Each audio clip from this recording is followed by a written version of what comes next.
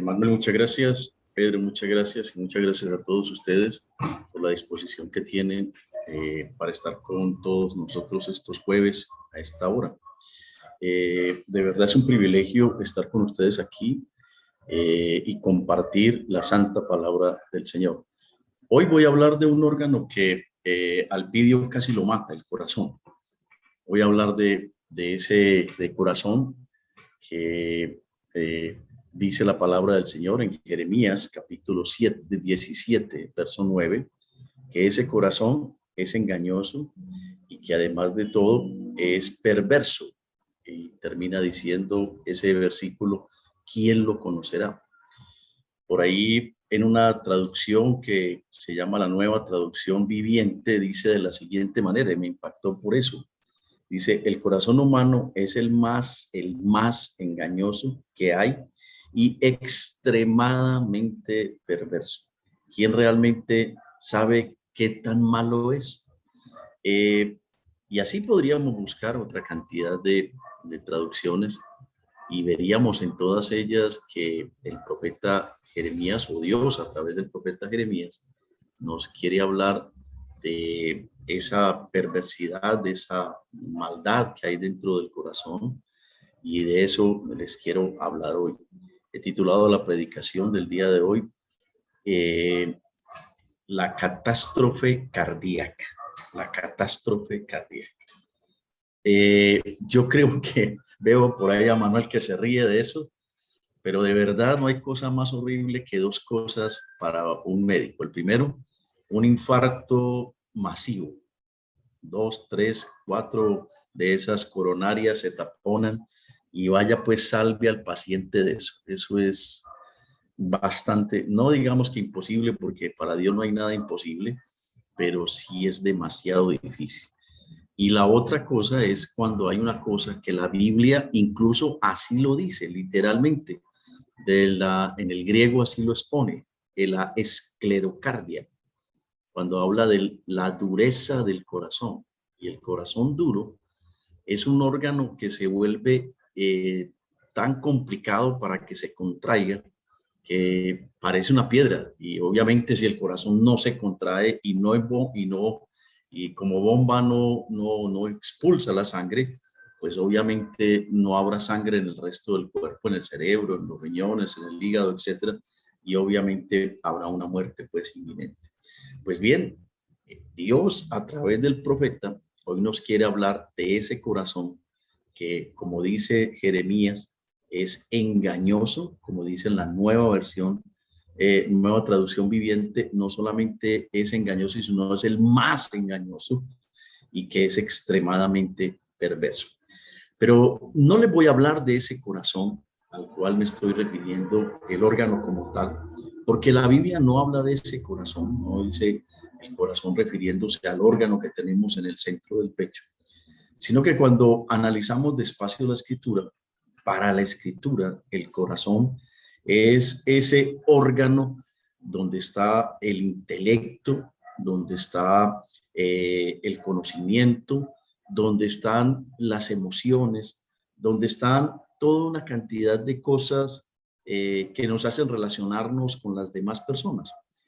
En la Biblia, el corazón se refiere específicamente a lo que tenemos dentro de nuestra mente, dentro de nuestro cerebro.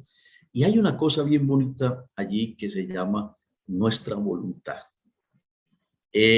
Cuando entendemos el corazón visto desde la voz de Dios, no como el órgano que día tras día late a unos 80 veces por minuto, sino a ese órgano que todo el día está pensando, todo el día está reflexionando y a veces está magullando, está tratando de encontrar qué hacer bueno o malo.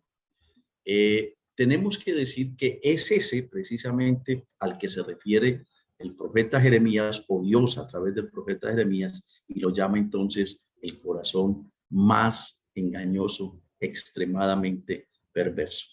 Por eso vemos, por ejemplo, en Éxodo capítulo 8, verso 32, cuando nos dice la palabra que Faraón endureció su corazón y no dejó salir al pueblo, Si bien estaba hablando de la palabra endurecerse en términos del corazón que no late por la dureza, estaba hablando más en términos de la rebeldía del faraón contra Dios. Ahora, ¿dónde estaba la rebeldía del faraón contra Dios? Estaba en esta mente, en este cerebro y en su voluntad de no querer obedecer la voz de Dios. Para poder hablar un poquitico de lo que quiero mostrarles al final, quiero poner un ejemplo que es bien interesante en términos de corazón. Quiero mostrarles a un personaje bíblico demasiado conocido y muy inventado, sobre todo en las épocas de la Semana Santa. Quiero hablarles de Judas. Judas, uno de los 12 discípulos, estuvo con Jesús los 3 años.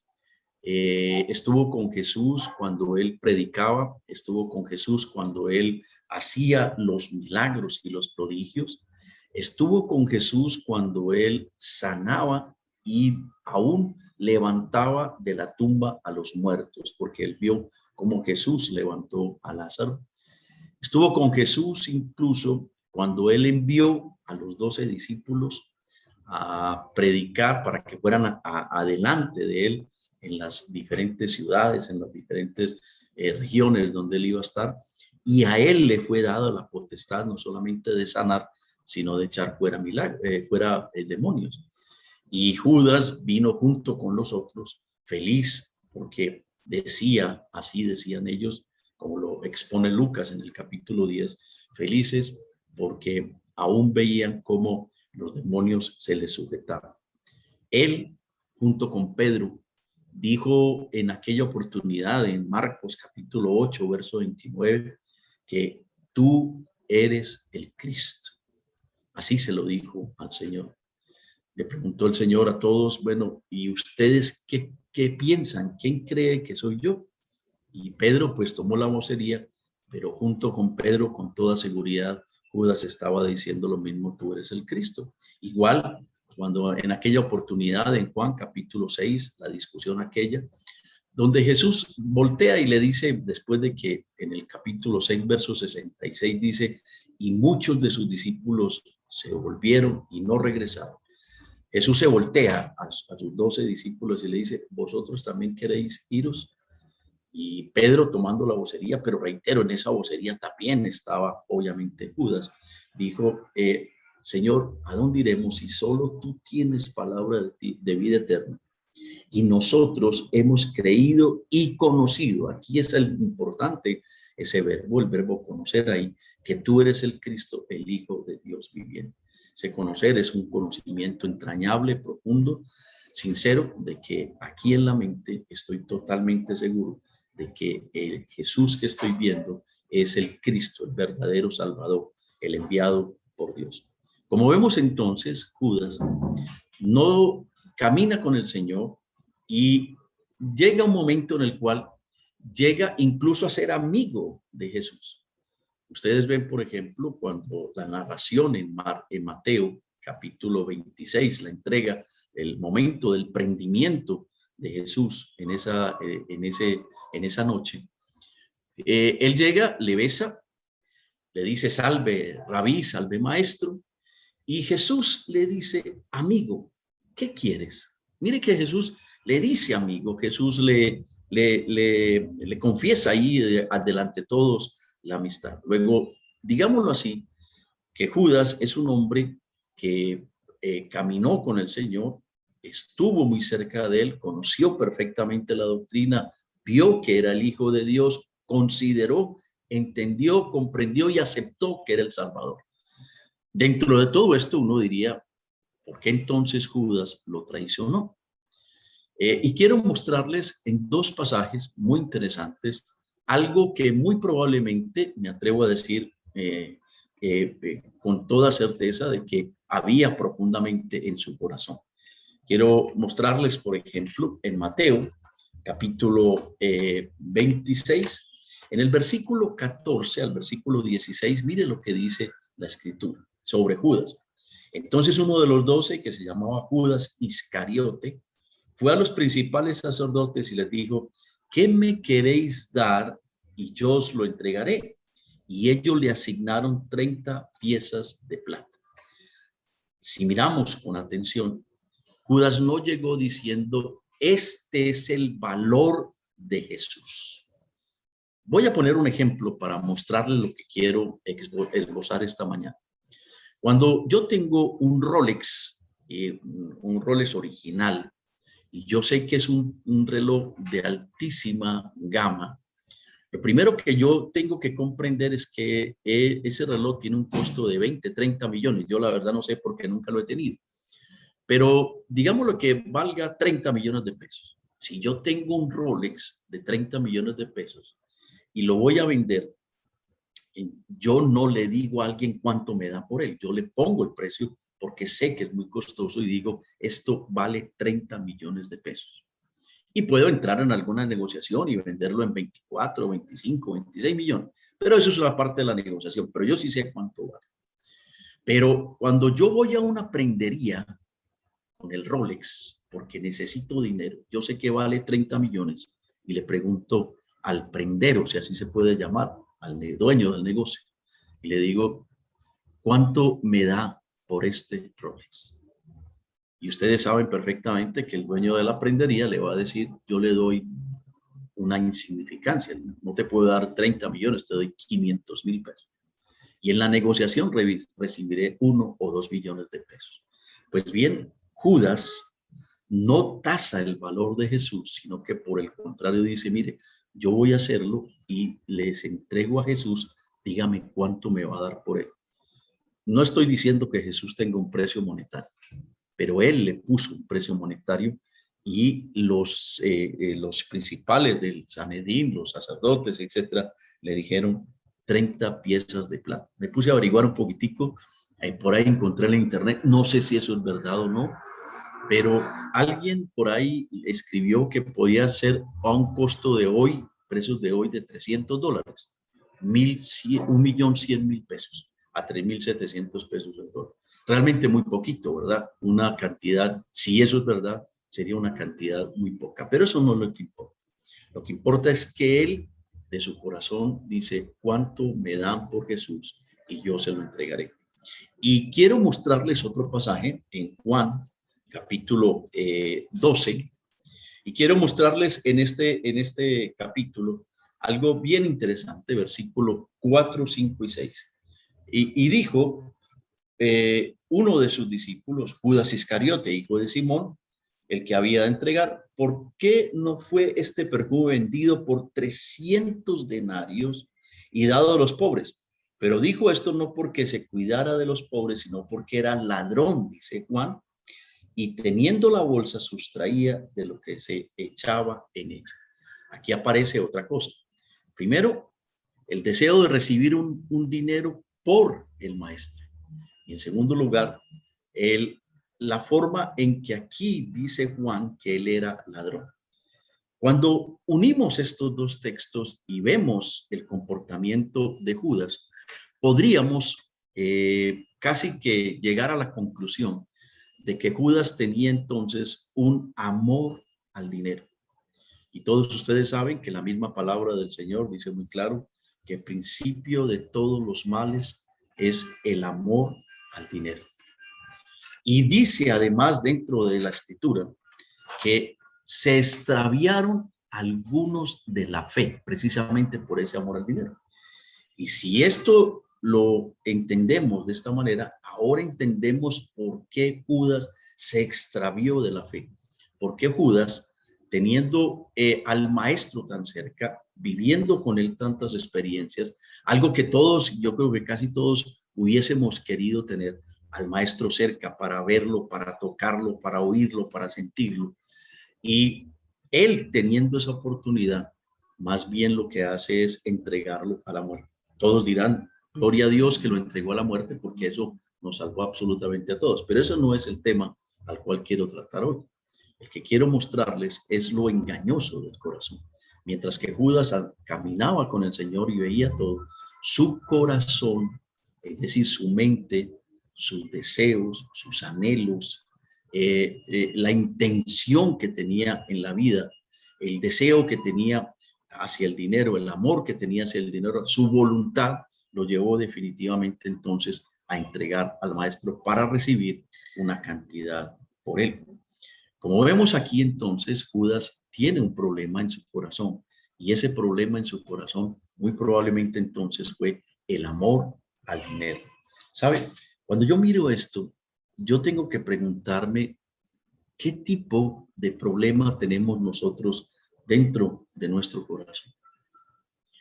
¿Qué es lo que hay dentro de nuestro corazón? Para Judas era el amor al dinero. Para Alejandro y Meneo, por ejemplo, cuando los mienta el apóstol Pablo en una de sus cartas, lo que parece ser era que ellos tenían un amor por el mundo y entonces se extraviaron también de la fe. Para otros personajes bíblicos que tenemos una cantidad interesante allí, el corazón los llevaba a actuar de una manera específica, de una manera constante. Pero cuando vemos a David, por el contrario, dice un corazón conforme al corazón de Dios. En el corazón, como ven ustedes, y vuelvo y repito, no estoy hablando de ese órgano que va en el centro del pecho, sino de esto que tenemos aquí en la mente.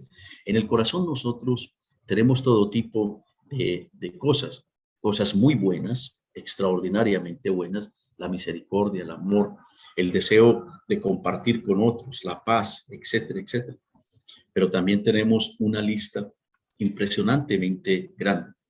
En Marcos, podemos leerlo, capítulo 7, Jesús mismo dice lo que hay dentro del corazón del hombre. Y escuchen, por favor, verso 20, dice que lo que del hombre sale, eso contamina al hombre, decía Jesús. Y escuchen el versículo 21 de ese capítulo 7 de Marcos. Porque de dentro del corazón de los hombres salen los malos pensamientos, los adulterios, las fornicaciones, los homicidios, los hurtos, las avaricias, las maldades, el engaño, la lascivia, la envidia, la maledicencia, la soberbia, la insensatez. Dice Jesús, todas estas cosas, estas maldades de dentro salen y es realmente lo que termina contaminando al hombre. Por eso estaba hablando de la catástrofe cardíaca, porque cuando se juntan dos o más de estas maldades, dos o más de estas cosas dentro del corazón, el comportamiento humano puede llegar hasta extremos que no serían posibles creer en alguien. Por eso vemos a un hombre que puede coger 150 niños, que puede abusar sexualmente de ellos y luego matarlos, como el caso de Garavito. Por eso entendemos, por ejemplo, que haya hombres capaces de colocar una bomba alrededor del cuello de una mujer para hacerla explotar. Por eso entendemos, por ejemplo, cómo alguien puede enviar a un muchacho de 20 años con una bomba en su cuerpo para que explote dentro de un bus y mate otras 20 o 30 personas. Por eso podemos entender a alguien que le pague a un muchacho que se monte en un avión con 150 pasajeros y en medio del vuelo haga explotar una bomba y se mueran él y todos sus ocupantes. Entonces uno se pone a pensar, ¿qué hay dentro del corazón humano? ¿Hasta dónde puede llegar la maldad del corazón humano? Pero también, y esto es algo que quiero compartir con ustedes, pueden haber cosas relativamente pequeñas que van como la gota, como dice el viejo y conocido refrán, tanto da el cántaro al agua o el agua al cántaro que al fin lo rompe. Esa goterita constante y perenne. Por ejemplo, cuando nosotros guardamos rencor contra alguien, cuando nosotros guardamos el perdón hacia alguien, cuando nosotros guardamos odio contra alguien, cuando nosotros guardamos el deseo constante de algo, cuando nosotros permitimos que se alberguen esas pequeñas zorritas, como dicen Cantar de los Cantares, que son las que echan a perder el viñedo. Son tantas cantidades pequeñas que cada uno de nosotros podemos albergar, que al final impiden que nuestro corazón, o sea, nuestra mente, nuestro pensamiento, nuestro deseo, nuestra voluntad, termine quebrantándose y haciendo lo que realmente el pecado desea. ¿Dónde comienza nuestro pecado. Nuestro pecado siempre comienza en la mente. ¿Dónde comienza nuestra maldad? Nuestra maldad comienza en ese corazón que Jesús llama el corazón que alberga las maldades. Es decir, en ese pensamiento, en esa parte de magullar y de seguir masticando paulatinamente las cosas. Así como Judas, que muy probablemente día tras día, mes tras mes, año tras año, empezó a sacar poquitas cantidades, luego de pronto sacó un poquito más y al final quiso mucho cuando entregó a Jesús. Nosotros podemos empezar a sacar pequeñas cantidades, pequeñas cosas que nos está mostrando que están allí en la mente y que mañana o pasado mañana se van a volver cosas tremendas. Escuchaba de nuestros grandes maestros que no es cómo se empieza el ministerio, sino cómo se termina. Y el problema de terminar o para terminar bien el ministerio, lo que tenemos que tener enormemente claro es qué hay en nuestro corazón. ¿Qué es lo que hemos albergado por mucho tiempo? ¿Qué es lo que hemos dejado salir de a poquitos? ¿Qué es lo que hemos, digamos, deseado de a poquitos? Y cómo eso paulatinamente va mellando y mellando nuestra fe, va exterminando nuestro deseo por Cristo. Va llegando un momento en el cual hacemos, sin importar las consecuencias, lo que nos tenemos o lo que tenemos en nuestra mente. Acuérdense del rey David. El rey David en un momento dado dijo, no, tengo pereza de ir a la guerra, mejor me quedo en la cama aguantando aquí el calorcito de la almohada, de la cobija. Luego, cuando ya se sintió con mucho calor, bueno, me salgo entonces para la terraza. Y cuando estaba en la terraza, vio a aquella hermosa mujer llamada Betsabé y permitió que su mente trabajara hasta poseerla, embarazarla y terminar en la catástrofe cardíaca que todos ustedes conocen. Todo puede ser tan simple como decirle al corazón, a la mente, no, o puede ser tan complicado como decirle sí. Y digo complicado porque cuando le decimos sí y le permitimos, podemos llegar a extremos impensables. Al final, el apóstol Pablo en Romanos capítulo 12, verso 2 dice, transformaos por medio de la renovación de vuestro entendimiento. O sea que una de las cosas que nosotros tenemos que hacer es que primero tenemos que escudriñar lo que hay en nuestra mente y luego transformar eso en pensamientos buenos, agradables, que le sirvan realmente a nuestra vida, al caminar con Dios y que le agraden al mismo Dios. David dice, examíname, oh Dios, y ve si hay en mí un camino perverso. Y yo creo que eso es algo que tenemos que hacer nosotros todos los días. Piensa por un momento, ¿qué hay en tu mente? ¿Qué has albergado en tu mente? ¿Dolores? Entonces llegará un momento en el cual tendrás una raíz de amargura que no te dejará gozar la salvación. ¿Qué hay en tu corazón? Odios, rencores, falta de perdón. O hay otras cosas, como dice esa lista de Marcos capítulo 7, verso 21 al 23. Esa lista tan grande que Jesús tiene allí.